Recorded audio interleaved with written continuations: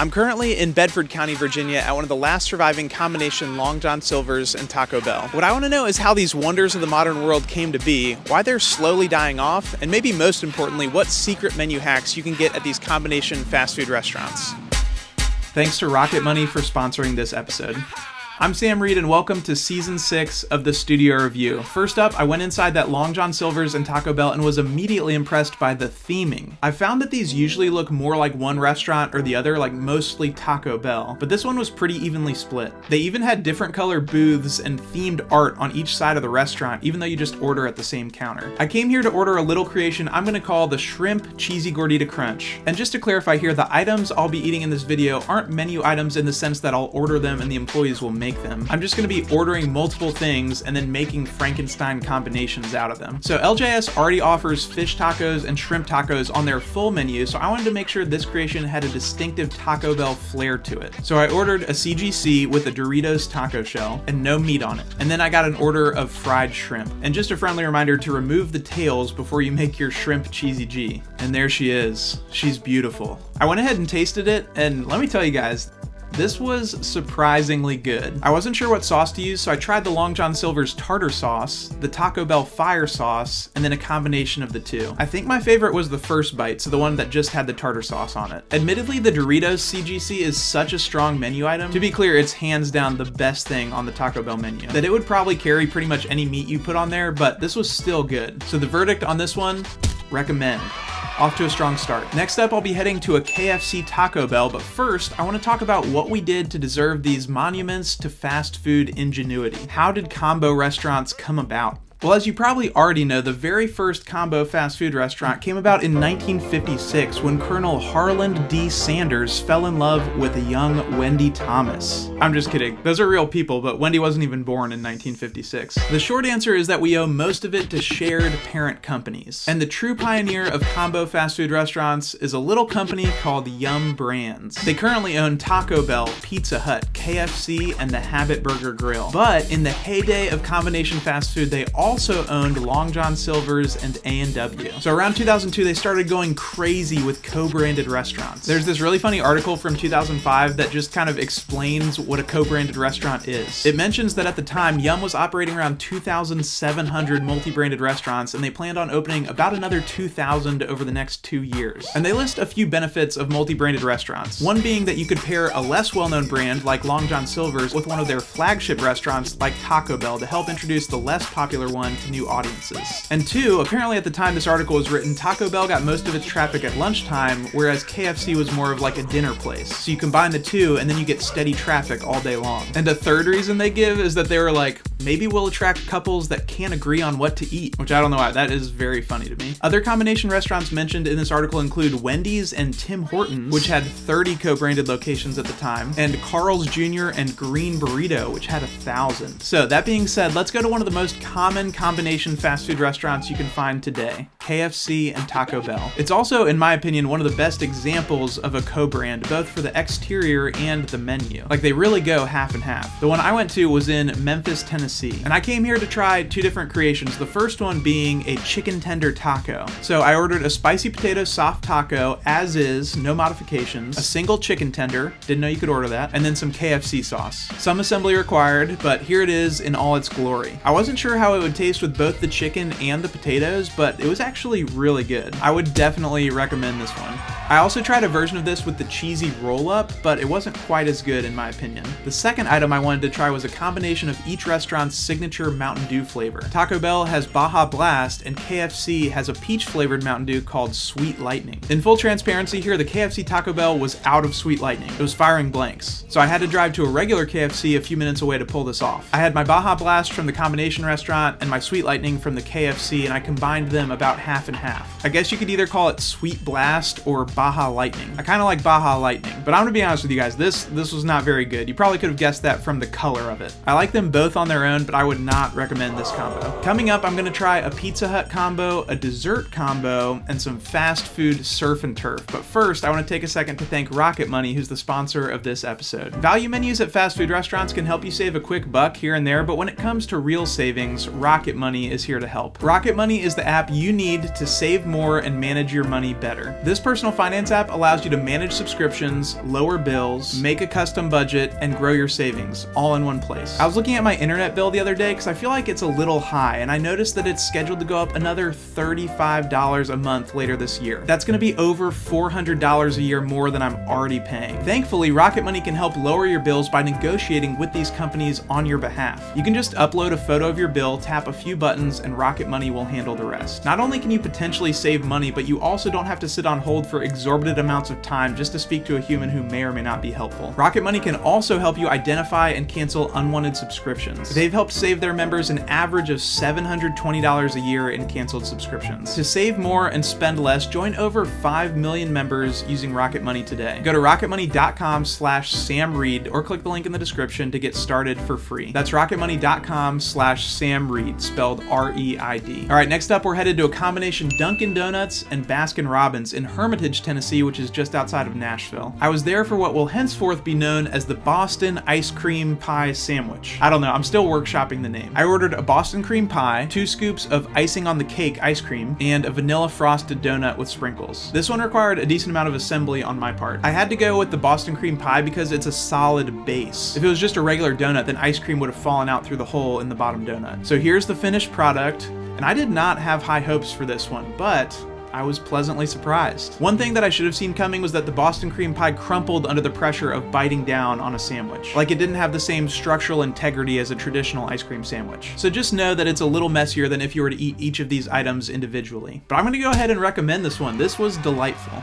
Before we move on to our next stop, I wanted to investigate why these restaurants seem to be fewer and farther between than they once were. And even though I couldn't find a completely satisfying answer, I did find a number of contributing factors. So the simplest answer is that for some of these, the restaurant brands were either sold or went separate ways. Like Yum sold LJS and A&W in 2011, so some franchisees have continued operating those existing combo restaurants. But there aren't like additional combo restaurants with those brands being opened anymore. Same with Wendy's and Tim Hortons. Wendy's actually sold Timmy Ho's in 2006, so only a handful of those combos still exist. The only one I could confirm in the US is in Beaver Creek, Ohio. Another factor is that from what I could tell, it's trickier to manage inventory at these combo restaurants. So they run a higher risk of having more food waste than single branded locations, and that ends up being costly for the franchisee. So you have all these factors, and then when it comes time for a multi-branded restaurant to remodel, it's common for them to revert back to just a single concept. Or in some rare cases, they go from 3 brands to 2, but more on that later. There were a couple interesting cases where the parent company still owns all the brands involved, but they're eliminating the multi-branded concept anyway. Like there's Carl's Jr. and Green Burrito, which I mentioned earlier. Both are owned by CKE Restaurants, also known as Hardee's and Red Burrito. From what I researched, they've removed the burrito branding from all but maybe 1 or 2 Carl's Jr. locations in Southern California. Same with Dairy Queen and Orange Julius. DQ acquired Orange Julius in the 80s, and they co-branded a ton of locations, but fast forward to 2024 and Orange Julius kind of doesn't exist anymore. And the only lingering artifacts from that era are a few Orange Julius items that are featured as menu options on the DQ menu. It seems like those companies just decided that it would be clearer if they streamlined their branding. Like not enough customers knew what a Green Burrito or an Orange Julius was for it to be worth it. But the real reason, the biggest reason in my opinion, that these restaurants are now an endangered species is that they never really capitalized on exclusive crossover items like the ones I'm trying to create in this video. And in fact, I saw a Reddit post from a former employee that said some locations actively forbade it. Like he wasn't allowed to use Taco Bell lettuce on the KFC sandwiches. All right, it's time to get to what might be the most adventurous combination item in this video. It's what I'm gonna call the fast food surf and turf. For that, I traveled to a combination Long John Silver's and A&W in Charlestown, West Virginia. Not to be confused with Charleston, West Virginia. And I was pumped because A&W is not something that I have a ton of experience with. They are, however, owned by a different company in Canada, and they are thriving there. Like slightly different menu and over 1,000 locations. Who knew? One final side note, and then I promise I'll get to the food, but this was not the first LJS A&W I tried to visit. The first one I tried to go to was in Kimball, Tennessee. And long story short, I found out on my way there that it burned to the ground. Fortunately, no one was hurt, but there are some very funny reviews about it burning down, down, and then there's an auto-generated response from Long John Silver's. And that said, "Ahoy, Clint. Thank you for sharing this feedback with us," which cracked me up. Okay, back to the fast food surf and turf. And I call it that because surf and turf is technically any combination of seafood and red meat, not just lobster and steak. I went with the grilled shrimp this time instead of the fried shrimp because I thought that would work a little bit better. And then I ordered the Papa Burger from A&W. In my research, I found that they hilariously tried to introduce a 3rd pounder, which was bigger than the 1/4 pounder from McDonald's. But Americans didn't understand fractions, so people thought they were getting a worse deal because 3 is smaller than 4. So they discontinued the burger. Amazing. I also got a root beer float because, you know, when in Rome. Okay, I assembled the surf and turf burger, added a little bit of lemon sauce, and then dug in. And I'm big enough to admit this was a big swing and a miss. Not something I would recommend. It wasn't terrible, I just feel like it was like a step down from eating the burger by itself. There's a chance the shrimp might have been better on their mushroom and Swiss burger, but I'm not too sure. I will say though, the root beer float is still an all-time great, so that made it worth the trip. Alright, I have one more stop to make on this culinary journey, but I just want to take a second to acknowledge and remember one of the greatest casualties of this mass extinction event, and that's the KenTacoHut. A combination KFC, Taco Bell, and Pizza Hut. This glorious triple combination has all but vanished from the face of the earth. From what I could find, there were as many as 50 of these at one point in the United States, but almost all of them have either gone from 3 restaurants to 2 or died off completely, like this one in Pocosin, Virginia. It's just a shell of what it once was. Makes me sad thinking about people eating dinner in there and not knowing what they could have been having. I would be thrilled to be wrong about this, but I believe the only remaining KenTacoHuts in the US are in Puerto Rico. The KFC Yum Center in Louisville technically has all 3, but that's more of a food court than it is like a combination restaurant. I will say, before they went extinct, one guy from Thrillist combined ingredients from all 3 of the restaurants into one giant pizza, which predictably he said was, and I quote, "kinda gross." So, without access to a KenTacoHut, I went to the next best thing, a combination Pizza Hut and Taco Bell.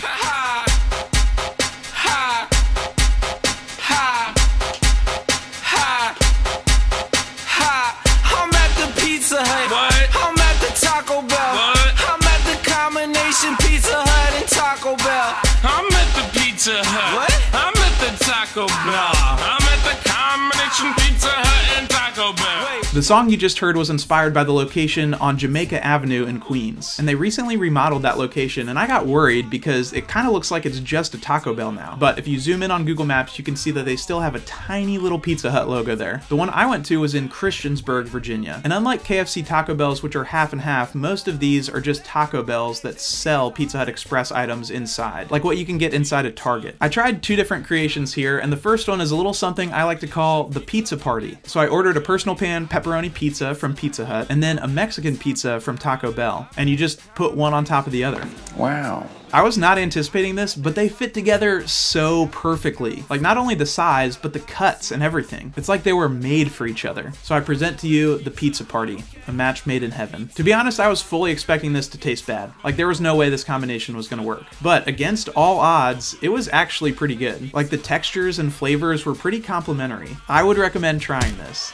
The second creation I tried was Pizza Hut breadsticks dipped in Taco Bell nacho cheese. I call it Pizza Bell Fondue. And it definitely wasn't bad, it just wasn't better than dipping the breadsticks in the marinara sauce that comes with them. So I'm gonna have to say that I do not recommend the Pizza Bell Fondue. Before I wrap up, I just want to list a few combo restaurants I wasn't able to make it to, and then I'll give you my recommendation for which creations you should try if you get to visit one of these increasingly rare gems. First up is KFC Long John Silver's. As I looked at the menu, there just weren't any combinations that I thought looked that appealing to me. Next up is KFC Pizza Hut, and I'm pretty sure I had one of these close to me growing up, but I couldn't seem to find one anywhere. As a side note, some of these are pretty hard to find on Google Maps because most are just listed as one or the other. It's less common to see them have both in the title. I also did not go to a Pizza Hut / Wing Street, and that's because I discovered that Wing Street is just the name of Pizza Hut's chicken menu. Like, Wing Street only exists inside Pizza Hut. They tried a standalone location in 2012, but it was unsuccessful, so they closed it. And finally, there are the restaurants owned by Focus Brands, which include Auntie Anne's, Carvel, and Cinnabon. You'll see 2 of those combined pretty frequently, but there's one location that has all 3 combined, and that's in Cincinnati, Ohio. I bet there are some wild creations you could come up with there. All right, as promised, I want to end end the episode with my top recommendation from all the creations I tried in this video. So as a reminder, the ones I liked in general were the shrimp cheesy gordita crunch, the chicken tender taco, the Boston ice cream pie sandwich, and the pizza party. But if I had to pick just one, my favorite out of all of them, it would be the shrimp CGC. So thank you so much for watching. I hope you've enjoyed this deep dive into combo fast food restaurants, even just a sliver as much as I have. I hope it served as a reminder that you can find whimsy in just about anything if you look for it. Be sure to let me know in the comments what combo restaurants do you have near you, and what menu creations would you want to try. And most importantly, just remember that even when it doesn't feel like it, it's gonna be okay. I'll see you soon. Pizza Hut, Taco Bell, combination Pizza Hut and Taco Bell.